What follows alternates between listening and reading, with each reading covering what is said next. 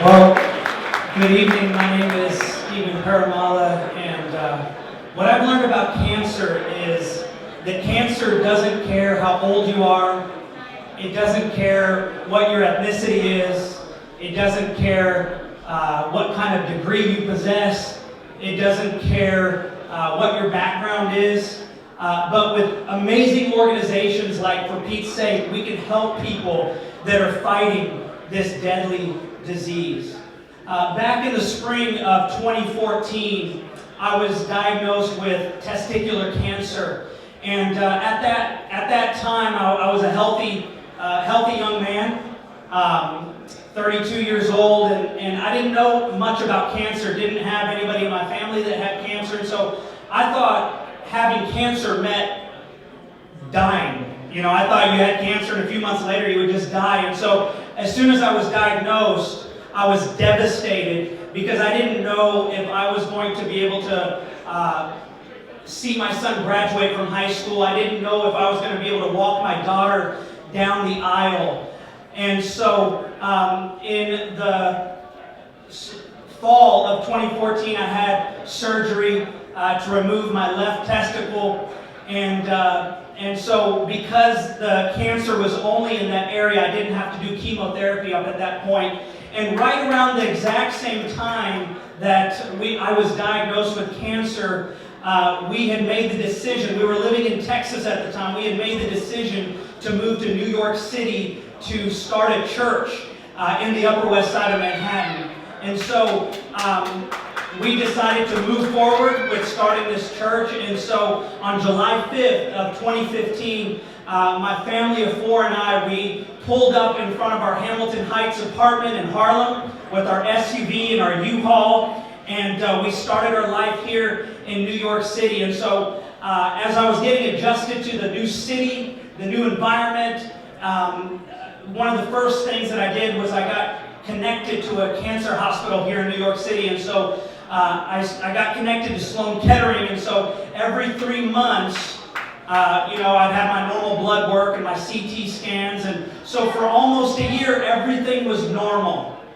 Until June 22nd, I had a CT scan, and a few days later, I remember getting a phone call while I was in my vehicle driving somewhere, and my urologist said, "Steve, I have some bad news. One of your lymph nodes has declared itself, and I think you're going to have to undergo chemotherapy." And so this knocked the wind out of me. We were 3 months out from launching our church. Everything we worked towards, the reason we moved to New York City was to plant this church, to start this church. And 3 months before, I hear this news that my cancer has come back and I'm going to have to go through chemotherapy. And so we got the lymph node biopsy and got the report back that it indeed was cancer. And so on August 15th of this just a few months ago, I started chemotherapy.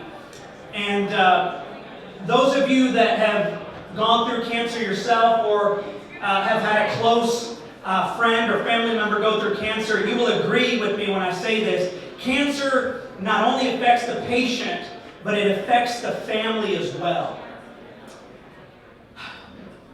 You know, my chemotherapy was much more difficult than I initially anticipated. My medical oncologist told me that because I was healthy, I would probably be at 75% strength through my chemotherapy. I was probably between 25 and 30% health-wise. I had 4 cycles of chemotherapy. I was hospitalized 3 out of the 4 cycles. In the 4th cycle, they said, "We're going to go ahead and admit you in the hospital because you end up here anyway." And so it was a very difficult time. And my wife, she held our family together through chemotherapy. She was an absolute rock. She was a superstar. She took care of a sick man along with 2 young children. She made sure that my son went to school, got his homework done. She took my daughter to ballet practice. She took my son to soccer games, soccer practice. I was a zombie for 4 months, and she held it together. But I saw several different times how maxed out she was emotionally and physically from holding it down for our family. I'll never forget my son multiple times, looking me in the eye with tears streaming down his face, saying, "Daddy, when is your hair going to grow back?" Because my hair and my eyebrows missing was the actual tangible, it was something tangible that he saw, that I was sick. My daughter, we started taking her to a child psychologist because she started doing some, she started having some sensory issues, and our pediatrician believes that it's linked to her not being able to express herself during my time of chemotherapy. You know, my son, he's 6, and my daughter she'll turn 4 next week. My son was able to express himself and talk about my cancer, but my daughter, we just assumed she was too young to understand it, so we never had a conversation with her. But cancer not only affects the patient, it affects the entire family. And so towards the end of my chemotherapy, my wife and I started talking and daydreaming about taking a vacation. Once my chemo was done, we just needed an opportunity to get away from everything, the stress of cancer, the stress of chemotherapy, the stress of the city. We needed to get away and just focus on our family. And about a day or two after we had that conversation, after a chapel service at my son's school, a lady approached me, and it was actually Colleen Coe. She approached me and she heard about my story. She heard that I had cancer, and she started talking to me about For Pete's Sake, and started telling me that they provide respite trips for young families that are dealing with cancer. And my initial thought was, what kind of strings are attached to this? This is too good to be true, and anything too good to be true is too good to be true.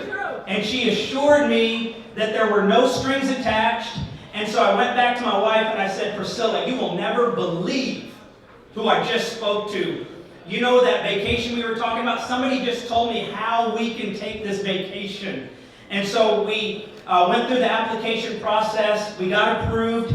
And on January 10th, For Pete's Sake, sent my family and I to Florida. We went to Disney World, Universal Studios, and SeaWorld. And, you know, we got a chance to take our minds and our focus off of the stress of cancer and chemotherapy and put it where it belonged, where we could focus on one another. And my family had an absolute blast in Florida. In fact, my son a couple days ago said that he missed Disney World. Imagine that. And the For Pete's Sake home that we stayed at, my daughter calls it her second home, and so she frequently asks to go back to her second home. And For Pete's Sake has been such an incredible blessing to our family. It provided a break from cancer when we desperately needed one. And so I am so grateful for everybody that works for Pete's Sake, everybody that volunteers, everybody that put this amazing event on. And I just want to encourage everybody, get all your money out of your wallets, your purses, and give it to this amazing organization, because they are helping families like mine that are dealing with cancer and that need something like this. And just by the way, today I can tell you I am cancer free.